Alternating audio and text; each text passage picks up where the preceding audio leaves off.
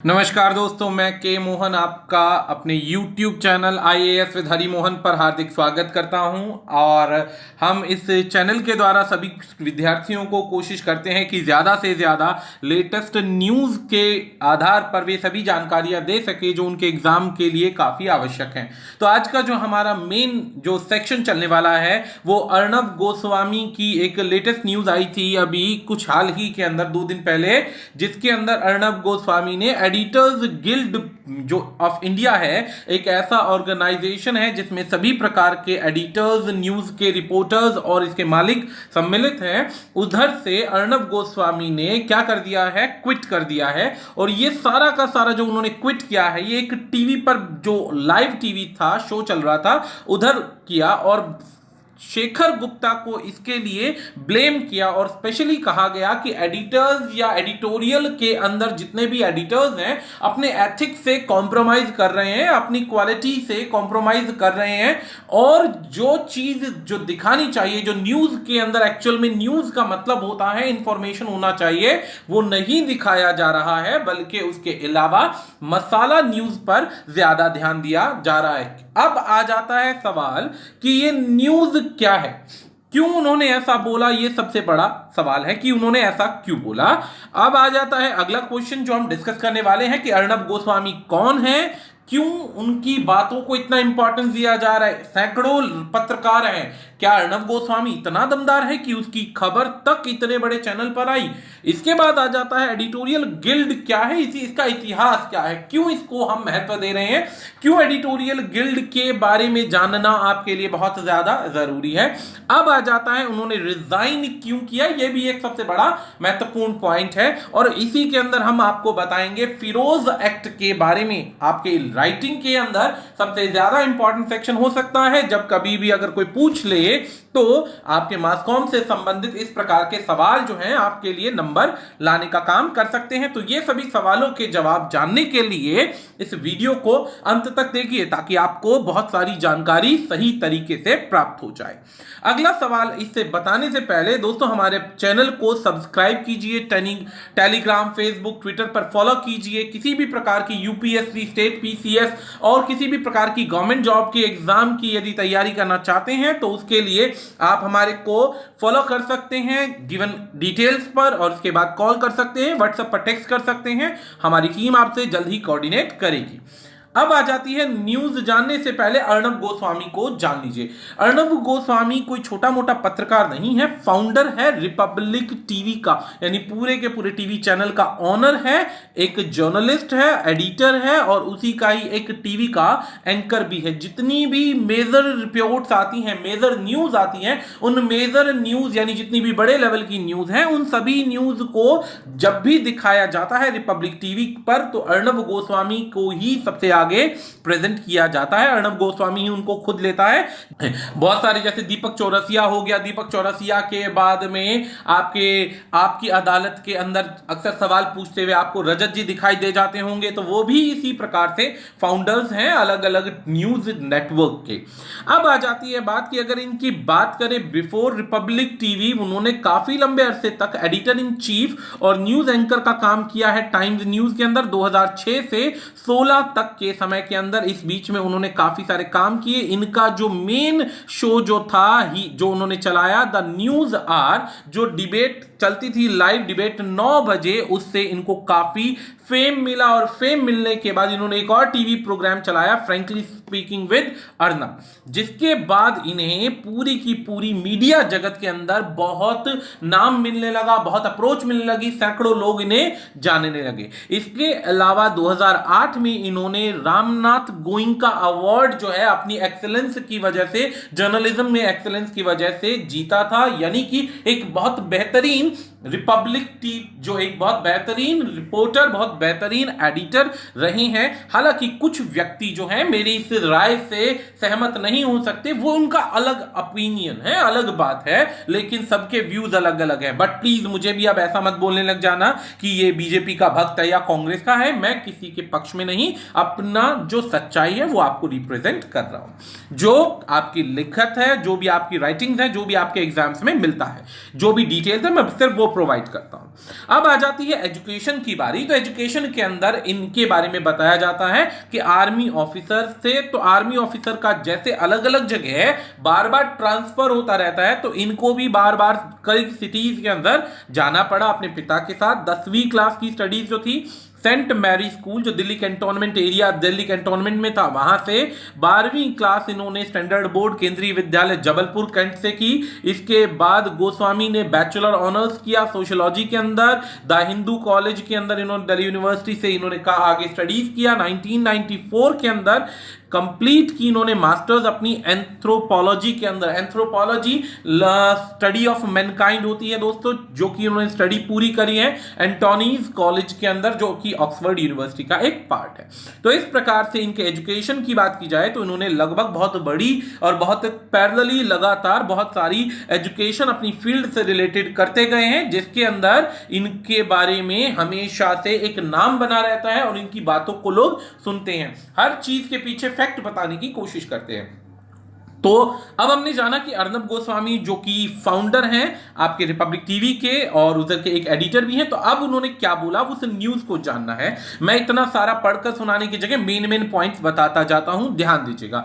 ये जो अर्नब गोस्वामी जी हैं, रिपब्लिक टीवी जो मंडे नाइट का शो चल रहा था, वहां पे लाइव टीवी पर इन्होंने क्या किया, रिजाइन कर दिया एडिटर गिल्ड ऑफ इंडिया से। एडिटर गिल्ड ऑफ इंडिया क्या है इसके बारे में हम आगे अभी बताएंगे।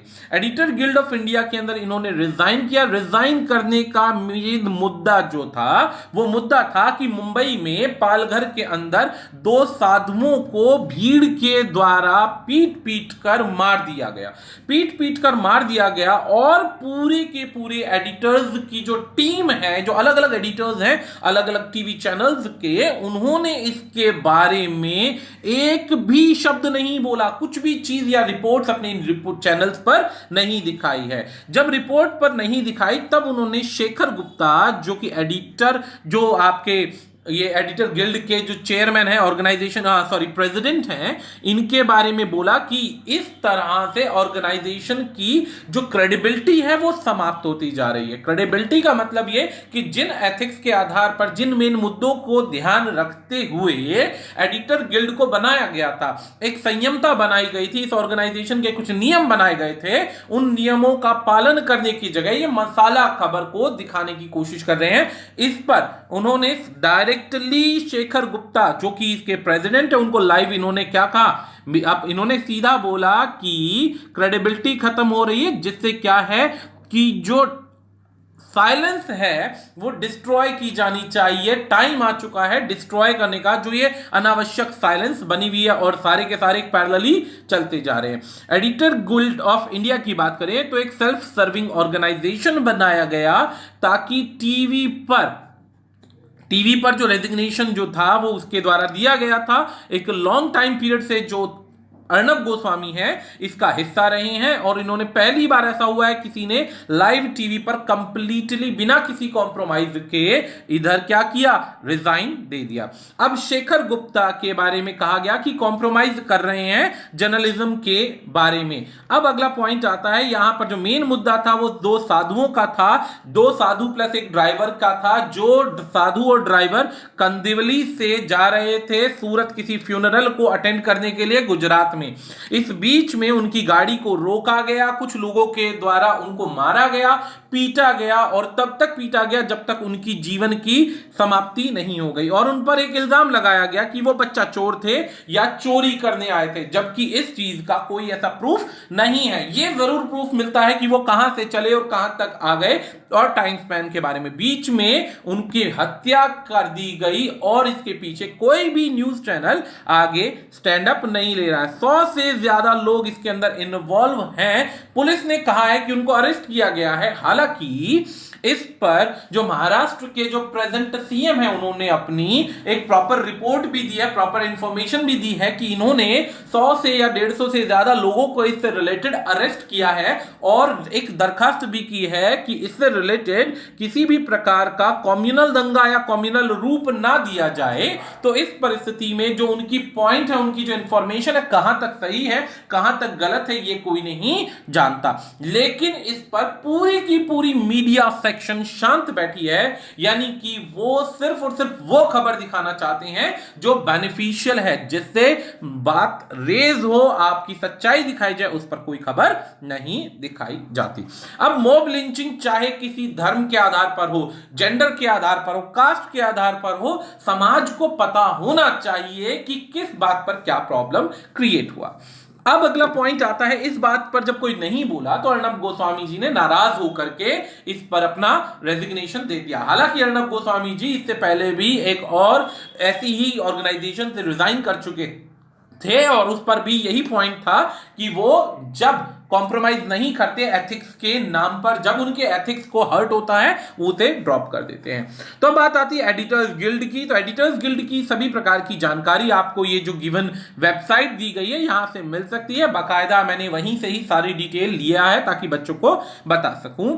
एडिटर गिल्ड की जो फाउंडेशन, जो पहली बार फाउंडेशन बनाई गई थी 1978 के अंदर बनाई गई थी, और इसके अंदर जितने भी बड़े बड़े एडिटर्स थे, जितने भी बड़े बड़े न्यूज चैनल हैं और न्यूज़पेपर और मैगजीन्स के एडिटर्स हैं, उन सब ने मिलकर इस एडिटर गिल्ड को बनाया है।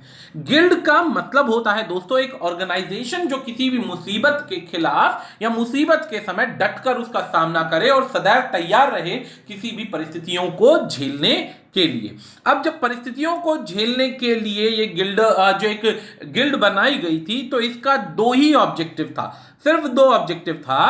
पहला ऑब्जेक्ट था कि प्रोटेक्ट करना फ्रीडम ऑफ प्रेस को, प्रेस की फ्रीडम को प्रोटेक्ट करना। अक्सर ऐसा इतिहास हमारा बताता है। इतिहास क्या बताता है दोस्तों? इतिहास ये बताता है कि ऐसा भी हुआ है कि इमरजेंसी के समय के अंदर, जब इमरजेंसी लग गई थी देश के अंदर, तो उस परिस्थिति में सबसे पहले इंदिरा गांधी वह महिला थी जिसने न्यूज़पेपर पर इमरजेंसी के दौरान ठप्पा लगा दिया था कि कोई भी खबर जो होगी वो तभी आउट होगी जब सरकार उसे परमिशन देगी। उस परिस्थिति के अंदर जितनी भी खबर थी वो जो आपके देश में डेमोक्रेसी के आधार पर उसको दबाने का प्रयास किया गया था, उस इमरजेंसी की परिस्थिति में उनको दबाया जो जा रहा था।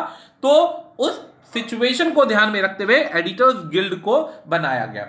एडिटर्स गिल्ड को जो बनाया गया, तो सबसे पहला इनका काम था कि प्रेस को प्रोटेक्ट करना, उसकी फ्रीडम को प्रोटेक्ट करना। दूसरा सबसे बड़ा ये पॉइंट था कि एडिटर्स के एडिटोरियल लीडरशिप के स्टैंडर्ड्स को उठाना था, एडिटोरियल स्टैंडर्डशिप को उठाना था। ऐसा नहीं था कि फालतू में उल्टी सीधी न्यूज दिखाना था। न्यूज का मतलब अवेयरनेस, जागरूकता फैलाना था, समाज के अंदर होने वाली घटनाओं को बताना था। तो इनके लिए उसके स्टैंडर्ड को राइज करना था। इन दो ऑब्जेक्टिव्स के बिहाफ पर जो एडिटोरियल गिल्ड है उसे बनाया गया। एडिटोरियल गिल्ड पर जब पहली बार इमरजेंसी के अंदर उसकी ड्यूटीज पर क्या किया गया, रोक लगाई गई, तो इसे बनाया गया। और बनाने के बाद में 1976 में 1976 के अंदर जो इन पर रोक लगाई गई थी उसे लड़कर इन्होंने, थोड़ा समय जरूर लगा लेकिन सब ने मिलकर इसे वापस ले लिया गया। जब इस प्रकार की उन पर रिस्ट्रेन लगाई थी, तो इस रिस्ट्रेन को ही, जब इस प्रकार की बाधाएं या बंधन क्रिएट किए गए थे, ऑब्स्टेकल क्रिएट किए गए थे मीडिया पर, तब इसे फिरोज गांधी एक्ट के नाम से जाना जाने लगा और इसे 1976 में लगाया गया और बाद में इसे रिस्टोर कर दिया गया, इसे वापस प्राप्त कर लिया गया। हालांकि इस परिस्थिति के अंदर बहुत बार ऐसा हुआ है कि आतंकवादियों के द्वारा, बड़े बड़े नेताओं के द्वारा, बड़े बड़े पावरफुल पीपल के द्वारा अलग अलग प्रकार से बहुत ज्यादा थ्रेट्स मिली हैं, और थ्रेट्स मिलने के बाद भी इन्होंने प्रिवेंट किया है, सबने मिलकर प्रोटेस्ट किया है वाइगरसली, पूरी ताकत के साथ। लेकिन किसी भी प्रकार से प्रेस की फ्रीडम से कोई कॉम्प्रोमाइज नहीं किया, कोई कॉम्प्रोमाइज नहीं किया। जब कॉम्प्रोमाइज नहीं किया तो इनके धीरे धीरे कुछ कोड्स बनने लगे, कोड ऑफ एथिक्स बनने लगे कि राइटर के क्या कोड्स हैं, क्या एथिक्स हैं, क्या ड्यूटीज हैं, क्या तरीका है। इसमें एडिटर्स के ऊपर किसी भी प्रकार की हैरेसमेंट का या किसी भी एडिटर की द्वारा दी गई गलत जानकारी का या फिर गलत इंफॉर्मेशन का या अपनी पावर का गलत इस्तेमाल करने का कहीं से, चाहे राइटर्स के द्वारा, एडिटर्स के द्वारा या फिर एडिटर्स पर किसी का, उसके विरोध में ये सदैव तत्पर खड़े रहे और इन्होंने एडिटर्स गिल्ड ने फ्रीडम को बनाए रखा, अपने एथिक्स को बनाए रखा और फेक जानकारियों को सदैव रोके रखा। इस बीच में एडिटर्स ने पूरी ताकत के साथ गुजरात रिएट से लेकर बिना किसी भेदभाव को ध्यान देते हुए सभी प्रकार की कंप्लेंट्स को जो आज तक हैं उन सब पर बहुत बेहतरीन तरीके से काम किया। अब जब ये एडिटर्स गिल्ड मिलकर काम कर रही थी तो इनके जो सीनियर हैं या फिर कहीं प्रेसिडेंट हैं वो हैं शेखर गुप्ता।